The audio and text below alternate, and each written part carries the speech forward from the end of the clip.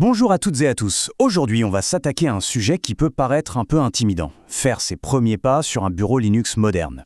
L'idée, c'est de mettre les choses au clair, de démystifier tout ça pour qu'on puisse comprendre comment ce système d'exploitation fonctionne au quotidien.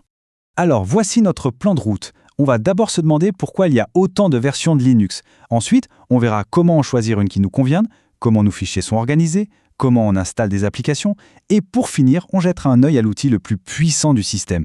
Un vrai petit parcours pour bien démarrer. Allez, on entre dans le vif du sujet.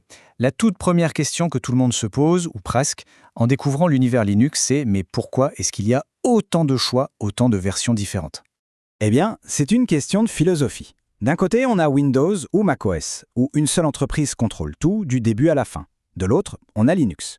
Ici, il y a un cœur commun qu'on appelle le noyau, et autour de ça, des milliers de personnes et d'entreprises créent leur propre version, leur propre saveur. Le maître mot, c'est vraiment la liberté de choix. Ce qui nous amène tout logiquement à la question d'après. D'accord, il y a du choix, mais comment on s'y retrouve là-dedans? Pour ça, il faut qu'on définisse un petit mot de vocabulaire très important. Ce mot, c'est distribution, ou distro, pour faire plus court.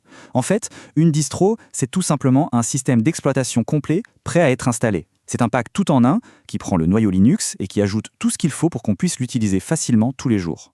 Bon, pour choisir, il y a 3 critères qui sont, à mon avis, vraiment essentiels. Le premier, c'est le support. Est-ce que la distribution est suivie, mise à jour régulièrement? Le deuxième, la stabilité. Est-ce qu'on préfère avoir les toutes dernières nouveautés ou un système ultra fiable qui a fait ses preuves? Et enfin, la technicité. Est-ce qu'on veut un truc clé en main, une sorte de page blanche qu'on va construire de A à Z? Et s'il n'y avait vraiment qu'une seule chose à retenir, ce serait celle-là. Le critère numéro 1, c'est le support. Une distribution qui est bien maintenue, ça veut dire qu'on aura des mises à jour de sécurité, que les bugs seront corrigés. Bref, c'est la garantie d'avoir un système qui tient la route sur le long terme. Ok, mais une question qui revient tout le temps, c'est « et le look dans tout ça ?» L'aspect visuel, ça compte quand même, non? Qu'est-ce qu'on fait si on aime une distribution pour son côté technique, mais que l'interface ne nous plaît pas du tout? Et c'est là que la magie de Linux opère encore une fois.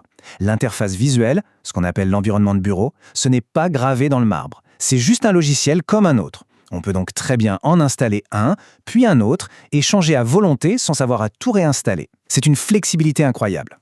Bon, à cette théorie, passons un peu à la pratique. Le système est installé, tout fonctionne. Maintenant, où est-ce qu'on met nos fichiers? Comment est-ce que notre petit coin personnel est organisé? En fait, tout se passe dans ce qu'on appelle le dossier personnel.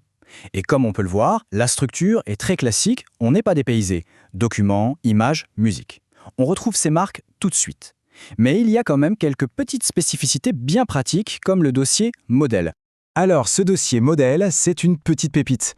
L'idée est toute simple. On met dedans un fichier qui va nous servir de base, par exemple, un modèle de facture ou un brouillon d'email.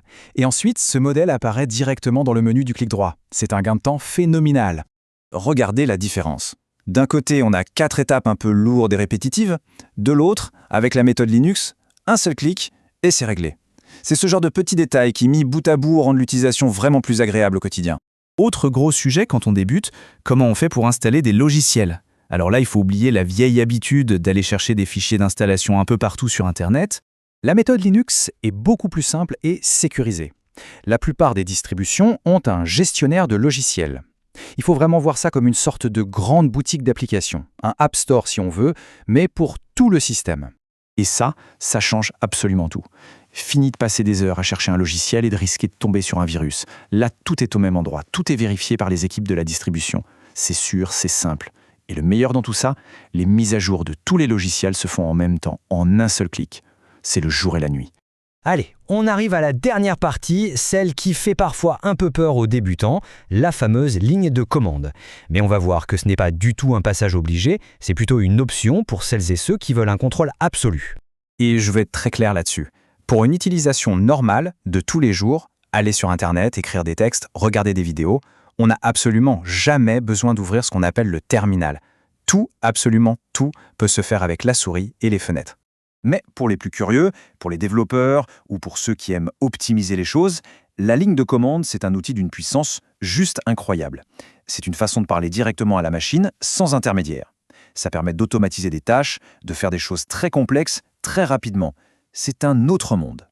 Et au final, tout revient à ça, le choix. Linux, ce n'est pas un système qui nous oblige à devenir un expert. Il nous offre une porte d'entrée très simple, très accessible, mais il garde toujours sous le capot une puissance brute pour ceux qui ont envie d'aller plus loin.